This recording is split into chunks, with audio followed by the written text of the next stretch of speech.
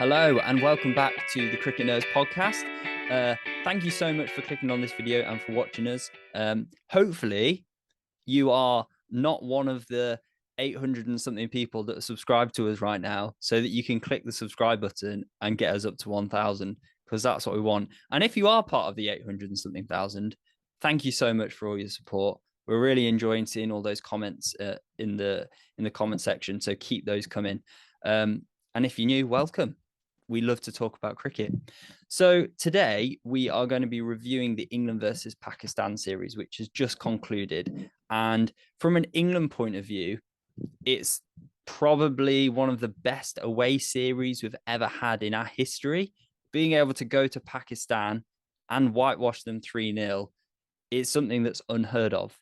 And for me personally, it's come down to Ben Stokes' captaincy overall. I don't know what your thoughts are on that. Absolutely agree. I think Ben Stokes is one of the... It's hard to say because he's only captain in 10 matches, but he's won 9 of them and they've been brilliant. There has not been a single boring test match since he has been the captain. He has won matches that didn't think could be won. Even as simple as Rawalpindi, that was one of the flattest tracks we've ever seen. Looked like it was a road. You could drive on it, and you'd be like, "Oh, this is a decent road." There was no way that should have been a result on that deck, and yet the way he leads from the front, he said, "Look, guys, I'm gonna bat unselfishly here. I don't care what my average is. I don't care what the legacy is. We're gonna try and win this so that it's more entertaining for the people watching and for us." They all look like they're having fun. So when they went out, they smashed however many runs in the first day, 500, and then gave themselves the time to actually get a result. That was one of the greatest ever wins that we've had. But then this overall series, like you say, has been amazing. Like, it's the first time that Pakistan have ever been whitewashed at home. And I'd say the way that Stokes' captaincy has infected this group in the way of just good vibes was probably epitomized on the last test, where Ben Stokes went, I think it was, whose bowling was it off? Maybe Rahan Ahmed's. Ben Stokes went for a run out. He aimed at the non-striker stumps, missed the stumps, and it went for overthrows. And everybody was laughing. Yeah. They were just like, "Oh, that was stupid." It's such a chilled atmosphere, isn't it? And so you can imagine, for a youngster like Rahan Ahmed coming into the side, they're allowed to be confident. They're allowed to express themselves and not feel like they need to necessarily prove themselves, because they've got the confidence to just go out there and play cricket the way they want to play cricket. And there are so many new players who have come into this squad, like Harry Brook, like Ben Duckett. And in a way, you see someone like Ollie Pope and Zach Crawley, who are almost new players under Ben Stokes and Brendan McCullum. And they've come out and they've really impressed, to the point where Joe Root hasn't even played well in this series, and we've won 3-0. That's ridiculous. You're absolutely right. It's ridiculous. Joe Root's highest score, I think, was 73, and that was the only innings that he got over 50. Yeah, maybe the only innings he got over 30. Yeah, probably. Because when you think about how well he's done in Asia in previous, you think we need him if we're going to win in Pakistan, which at the start of this year was not going to happen. If we're going to win in Pakistan, we need Joe Root scoring 150 plus every single innings. And I guess you look at it and you're like, wow, England have done something incredible here. Do you think there's been because a lot of the Pakistan fans are saying, well, Pakistan's a weaker squad. They haven't picked the players they want. It's not a usual Pakistan team. I don't know what your thoughts are on that. I would say that they are a slightly weaker squad, especially without people like Shaheen Shah Afridi, Naseem Shah getting injured. I also think their selection was a bit off. Like, the players that we were most scared of, they didn't play in the first test. like when we looked at Nauman Ali and Mohamed Nawaz, people like that, they weren't playing. Instead, we looked at Zahid Mahmood, who turned out to be one of the worst ever leg spinners that the world's ever seen. It was an inexperienced squad, and I think Babar Azam has said that himself. That being said, I don't think they played that badly, and I don't think they deserve to have this this backlash necessarily. Like, yeah, it's not great. You get whitewashed at home. We should know, we're England fans. It happens all the time. But for them, that is the first time. And yeah, they were inexperienced, but there were real glimmers of hope for them. Saud Shakil was brilliant. Babar Azam looked incredible. I think their main problem was like Mohamed Rizwan was not in form by any stretch of the imagination. No. And yeah, like I said, the bowling attack just weren't quite there, and fast bowlers getting injured as well. There were definitely moments when Pakistan were in the game and they could have fought back from certain positions, and all it takes is Mohamed Rizwan scoring a 50 to kind of put England under a bit more pressure. Because if you think about the second match, there were times when England could have been more ruthless and they weren't. And it allowed Pakistan back into the game a bit, but then England managed to hold on. And also in this game as well, after England only had a 50-run lead going into the second innings, Pakistan were bowled out for 216 and they lost wickets really quickly. And I think, yes, that was down to Rehan Ahmed bowling well, but Pakistan also gave some wickets away. Babar Azam just hit it straight to Pope and it was a long hop. And so there were things like that which Pakistan could have, well, they should look back on and think, yeah, we're an experienced squad and we need to learn from these experiences and improve. But yeah, I don't think they were completely out of it. And I think part of it was just England was scary in a way. They're becoming this awesome team. And you think about, they didn't have Jofra Archer, they didn't have Johnny Bairstow, some of their best players in that team. So yeah, England are looking very dangerous at the moment. And it's good to see that they're performing really well. And a few mentions about Johnny Bairstow, because where are England going to fit him in this team? How do they fit Johnny Bairstow in this team? I know you've had some thoughts, some messages on the WhatsApp chat recently.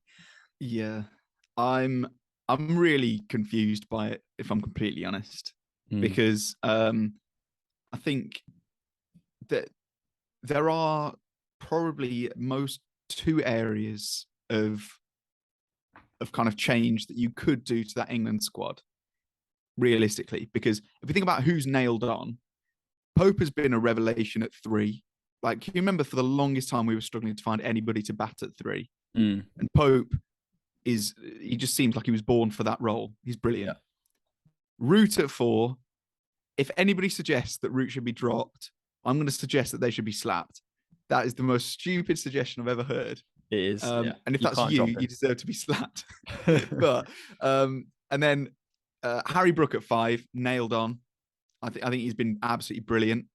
Well, Harry Brook in the squad is nailed on. Harry Brook not necessarily at 5 nailed on, because obviously you're going to play Stokes, so they're the batting lineup that needs to be in there. I think Johnny Bairstow needs to be there. I think Ben Duckett has now done enough to at least merit some more performances. Because bear in mind, he'd played some test matches before for England, averaged like 20 and was terrible. Now, after that brief stint, bear in mind he's really just played second fiddle to like Harry Brook. No one's really talking about Ben Duckett. He now averages 38 at a strike rate of 82. Yeah, he's an opener. So the areas that you can kind of say, well, maybe we could change that up, is Zach Crawley, the opener, who has been shown a hell of a lot of faith and been given a generous amount of leeway in terms of his performance and his returns. And the other one is Ben Folkes, who is probably the best gloveman that England's got. However, he isn't, I don't know, he's not as scary a batsman as somebody like Johnny Bairstow. Ben So Foakes, he's reliable, isn't he? He he plays. is. He's a very good wicket keeper. He's great in all conditions. In Asia, he's also good because he's a very good player of spin. So he's handy to have, and he made his debut in Sri Lanka a few years ago. Did really well. But I think you're right in terms of who fits the mold best. Zach Crawley probably has the edge over Ben Foakes, which means that England, if they're almost playing their Test match cricket as like a one day or even 2020 match sometimes, then you can see England having a long tail, I guess, and maybe batting Stokes at 7, Bairstow at 6, things like Yeah, that. like that is terrifying, isn't it? Mm. Imagine being the opposition and seeing Stokes carded at 7. So off the top of my head, there are those are the two options. So either you open with Duckett and Bairstow,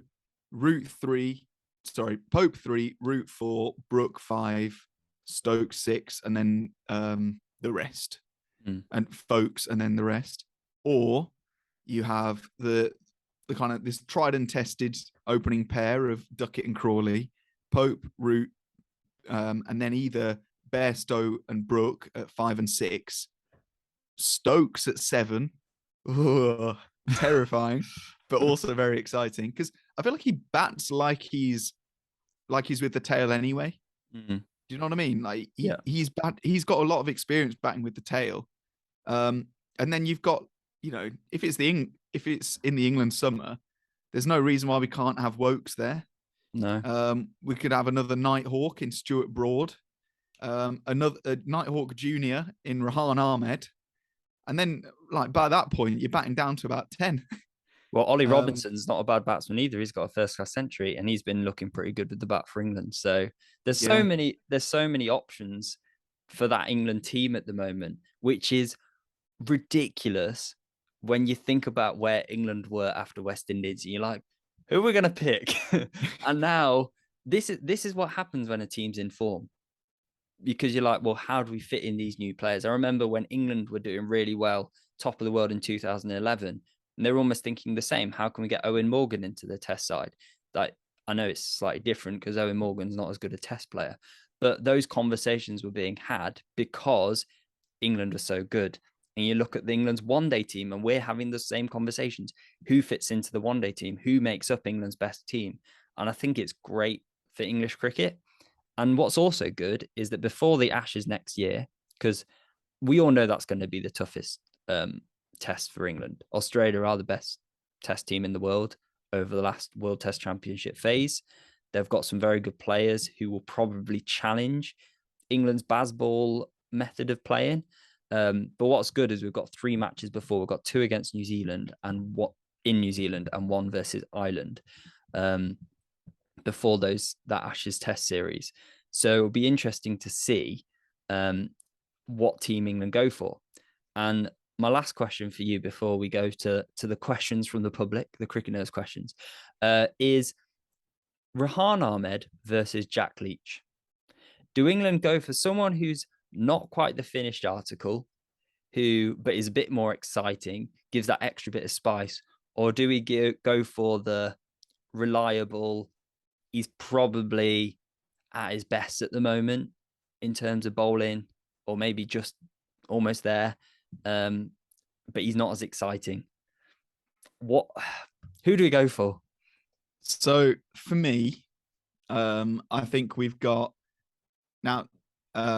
We've got a bit of time before the next Test match, and in that time, there's a very decent chance that Rahan Ahmed can play in the IPL, get a bit more experience. I've actually heard that he's not playing the IPL in order to get more red ball experience. Well, there we go. Yeah, something I heard just before this pod.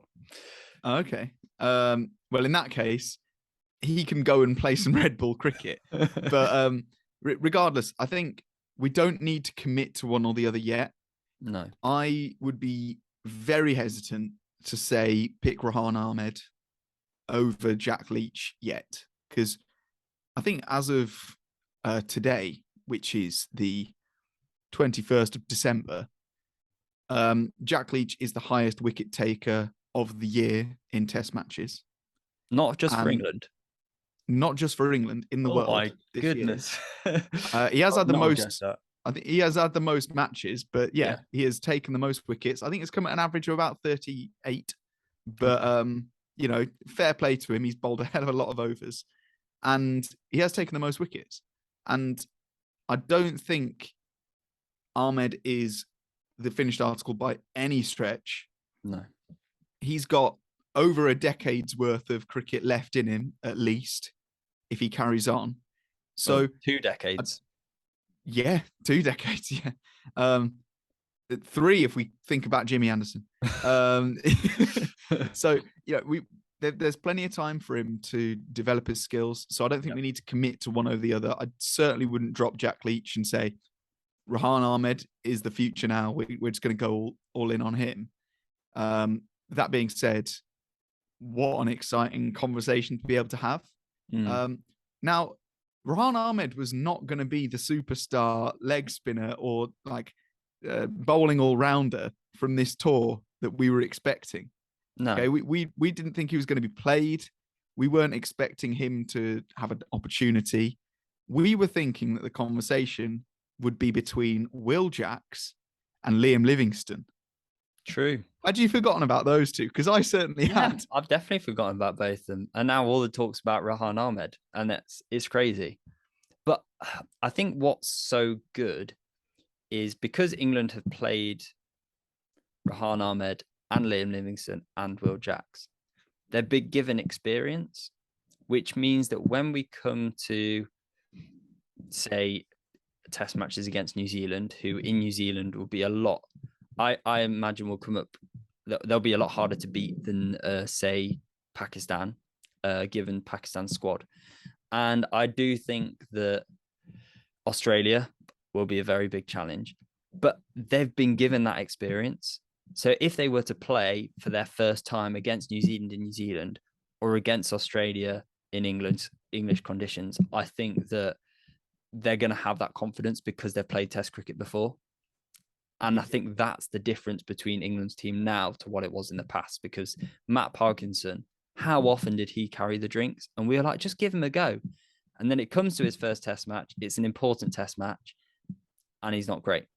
And I think that's what we've got to look at, is the positive that England have actually picked these people so that if they're thrown into the deep end in a match against Australia, they've had previous experience. It's not a debut match. So that is good. So should we move on to the Cricket Nerds questions?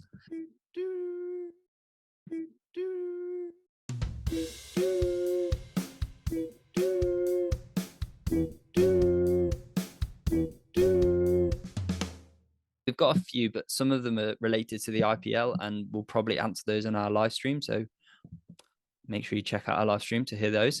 But the two today are from Look Who's Watching.